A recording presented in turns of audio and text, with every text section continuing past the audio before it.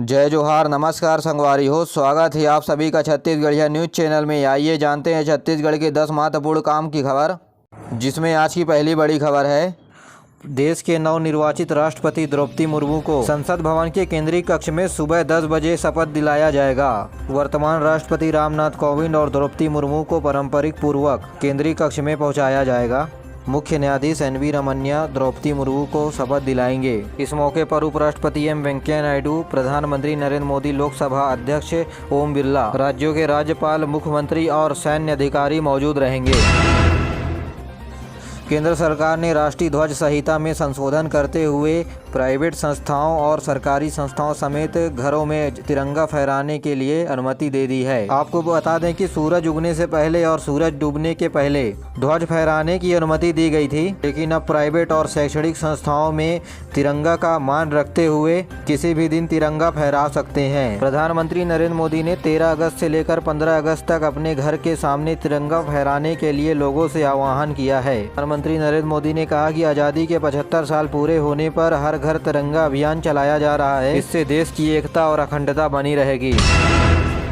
छत्तीसगढ़ कर्मचारी और अधिकारी फेडरेशन के बैनर तले आज से अगले 5 दिनों तक सरकारी कर्मचारी हड़ताल पर रहेंगे। इस दौरान सरकारी कार्यालयों में कोई भी काम नहीं होगा, वहीं स्कूल भी नहीं खुलेंगे। राज्य के कर्मचारी केंद्र के कर्मचारियों की जैसे 34% गृह और भाड़ा भत्ता समेत महंगाई भत्ता की मांग कर रहे हैं। इस हड़ताल में 80,000 से अधिक कर्मचारियों की शामिल होने की बात सामने आई है। फेडरेशन के प्रमुख कमल वर्मा ने बताया कि फेडरेशन के बैनर तले सभी कर्मचारी संघ एकजुट हैं और सभी कर्मचारी संघ ने विभाग को अवकाश की सूचना दे दी है। अपने मांग की समर्थन में सभी कर्मचारी एकजुट होकर प्रदर्शन करेंगे। उन्होंने बताया कि प्रदेश में राज्य पत्रिका अधिकारी से लेकर के चतुर्थ श्रेणी के कर्मचारी भी हड़ताल में शामिल होंगे। उन्होंने बताया कि आंदोलन में शिक्षक संगठन भी शामिल होंगे, जिसके साथ ही साथ स्कूल में खेल कूद, पढ़ाई और मध्याह्न भोजन भी प्रभावित होगा। इस समय स्वामी विवेकानंद टेक्नोलॉजी यूनिवर्सिटी की ओर से आयोजित होने वाली सभी परीक्षाओं को रद्द भी कर दिया गया है। प्रदेश में पिछले 24 घंटे के दौरान रुक रुक कर हो रही बारिश के चलते जनजीवन अस्त व्यस्त है। वहीं बस्तर संभाग में बारिश के चलते कई नदी नाले उफान पर हैं। सुकमा जिले में गोदावरी नदी का जलस्तर फिर से बढ़ने लगा है और जगरगुंडा के रास्ते के ऊपर से पानी बह रहा है। कलेक्टर ने बाढ़ जैसे हालातों को देख करके जरूरी सुविधा पहुँचाने के निर्देश दिए हैं। इधर बीजापुर जिले में भी बाढ़ जैसी स्थिति बनी हुई है। इसी दौरान मौसम विभाग ने अगले 24 घंटे के दौरान प्रदेश के कुछ इलाकों में गरज चमक के साथ छींटे पड़ने और 1-2 जगहों पर भारी बारिश की चेतावनी जारी की है। डाकघर स्पीड पोस्ट सेवा के लिए छत्तीसगढ़ परिमंडल को देश में पहला स्थान मिला है। इस उपलब्धि के लिए रायपुर संभाग के सहायक अधीक्षक सौरभ श्रीवास्तव ने सभी अधिकारी और कर्मचारियों को बधाई दी और रायपुर संभाग में आयोजित होने वाले एक कार्यक्रम के दौरान पिछले वित्तीय वर्ष में 110 उत्कृष्ट सेवा देने वाले लोगों को सम्मानित भी किया गया। साथ ही सुकन्या समृद्धि में खाता खोलने वाले विशेष सहयोग देने के लिए रायपुर के पार्षद और महिला एवं बाल विकास विभाग के सुपरवाइजर बीना कोसी, प्रतिभा गजबीये, पंखुरी मिश्रा समेत अन्य लोगों को सम्मानित किया गया। प्रदेश में लगातार कोरोना संक्रमण के मामले बढ़ रहे हैं। पिछले दिनों पूरे प्रदेश में 506 नए कोरोना संक्रमित मरीज मिले हैं। रायपुर जिले में सबसे ज्यादा 79 और दुर्ग जिले में 73 नए मरीज मिले हैं। इसी के साथ राज्य में कोरोना संक्रमित मरीजों की संख्या 3,830 हो गई है। इसी बीच प्रदेश में कोरोना टीकाकरण अभियान जोरदार चल रहा है। अब तक प्रदेश में 4,39,11,000 से भी ज्यादा टीके लगाए जा चुके हैं। मुख्यमंत्री भूपेश बघेल ने कहा कि राज्य में नई फिल्म नीति बनने से उद्योग और पर्यटन में बढ़ावा मिल रहा है। राजधानी रायपुर में आयोजित छत्तीसगढ़ी फिल्म महोत्सव के समापन कार्यक्रम में मुख्यमंत्री ने कहा कि राज्य सरकार छत्तीसगढ़ी लोक कला, संस्कृति और फिल्मों को बढ़ावा देने के लिए भरसक प्रयास कर रही है। उन्होंने कहा कि पहला छत्तीसगढ़ी फिल्म का सफर 1965 में काही देवे संदेश से शुरू हुआ, जिसके बाद छत्तीसगढ़ में फिल्मों की कतार लगातार बनी हुई है। मानव संस्कृति को लेकर फिल्मों में गौरव की अनुभूति होती है। कार्यक्रम के समापन में मुख्यमंत्री भूपेश बघेल ने प्रदेश के लोकगीत कलाकार, लोक गायक गायिका, फिल्म निर्माता, फिल्म अभिनेता, संगीतकार, गीतकार समेत अन्य लोगों को सम्मानित किया।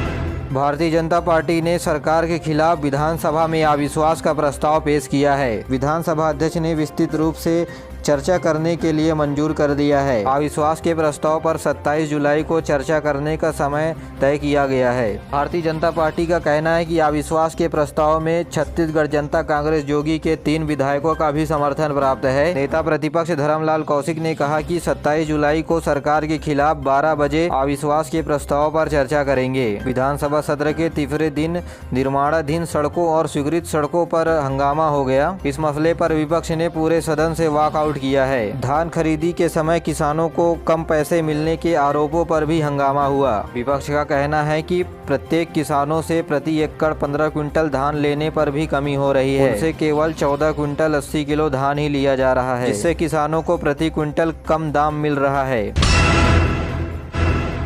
छत्तीसगढ़ का बस्तर केंद्र बनेगा लीची उत्पादन केंद्र। दरअसल नक्सलियों का गढ़ माने जाने वाले छत्तीसगढ़ के अबूझमाड़ की पहाड़ियों में अब लीची की पौधे लगाकर लीची की खेती की जाएगी। अधिकारियों ने बताया है कि अनुकूल भूजल की दशाओं को देखते हुए स्थानीय आदिवासियों के विकास को देखते हुए एक लीची उत्पादन केंद्र का अभियान चलाया जा रहा है। अबूझमाड़ क्षेत्र 4000 वर्ग किलोमीटर में फैला हुआ है। इसका बड़ा हिस्सा नारायणपुर जिले से लगता है। यह स्थान राजधानी रायपुर से लगभग 350 किलोमीटर दूर है। आदिवासियों की इनकम को बढ़ाने के लिए 200 एकड़ पर लीची उत्पादन केंद्र बनाने की योजना तैयार की गई है।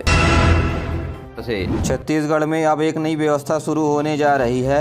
3 साल की डिग्री अब 4 साल में मिलेगी। नया शिक्षा नीति 2021 के तहत बनाए गए प्रावधानों को अब छत्तीसगढ़ में लागू करने की तैयारी शुरू हो चुकी है और इस नीति को छत्तीसगढ़ के 8 महाविद्यालयों में पायलट प्रोजेक्ट के तहत शुरू किया जाएगा। दरअसल छत्तीसगढ़ के 8 स्वायत्त महाविद्यालयों में BA, BSc और BCom कोर्स 3 की जगह अब 4 साल का होगा और छात्रों को इसके लिए ऑनर्स की डिग्री भी मिलेगी। नए कोर्स के तहत विद्यार्थियों को अब पुनारे पैटर्न की जगह सेमेस्टर वाइज एग्जाम देना होगा। यह एग्जाम जून और दिसंबर में होंगे। इसमें दुर्ग का साइंस कॉलेज भी शामिल है। उच्च शिक्षा विभाग की आयुक्त शारदा वर्मा ने भी सोमवार को इसकी तैयारी को लेकर बैठक समीक्षा की है। नई शिक्षा नीति के पायलट प्रोजेक्ट के तहत राज्य के 8 प्राइवेट महाविद्यालयों का चयन किया गया है। उसमें दुर्ग संभाग के साइंस कॉलेज और दिग्विजय कॉलेज राजनांदगांव शामिल हैं। इसके अलावा 6 अन्य रायपुर के 3 और बिलासपुर के 2 अंबिकापुर का 1 कॉलेज शामिल है। इन महाविद्यालयों में सीटों की संख्या पहले की तरह रहेगी। गौरतलब है कि 1 अगस्त से BSc, BCom और BA के ऑनरशिप के लिए 4 साल का कोर्स शुरू होने जा रहा है। बताया जा रहा है कि नया पाठ्यक्रम के अनुसार हर वर्ष नया कोर्स तैयार किया गया है। इनमें छात्रों को जेनरिक विषय के तहत स्पोर्ट, NCC समेत योग के अन्य से 1 डिग्रियों का चयन करना होगा। देश के 16वें राष्ट्रपति के लिए मतदान हुआ। राजभवन और संसद में सुबह 10 बजे से मतदान की प्रक्रिया शुरू हुई। राष्ट्रपति रामनाथ कोविंद का कार्यकाल इसी महीने 24 जुलाई को समाप्त हो रहा है। छत्तीसगढ़ विधानसभा परिसर में भी सभी विधायकों ने अपने अपने वोट डाले। मतदान के लिए विधानसभा के ही कक्ष में मतदान केंद्र बनाया गया था। मतदान 100% हुआ। सबसे पहला वोट कुरुद विधायक अजय चंद्राकर ने डाला। वहीं मुख्यमंत्री भूपेश बघेल और विधानसभा अध्यक्ष डॉक्टर चरणदास महंत ने भी अपने मताधिकार का प्रयोग किया। मतदान के बाद मतपेटी को दिल्ली के लिए रवाना कर दिया गया है। गौरतलब है कि NDA ने द्रौपदी मुर्मू को अपना उम्मीदवार बनाया तो वहीं UPA ने यशवंत सिन्हा को अपना उम्मीदवार बनाया है। आज के लिए बस इतना ही। वीडियो पसंद आए तो वीडियो को लाइक करें, चैनल को सब्सक्राइब करें और अपने दोस्तों के साथ जरूर शेयर करिए। दीजिए मुझे इजाज़त। मिलते अगले वीडियो में, तब तक के लिए जय हिंद, जय छत्तीसगढ़।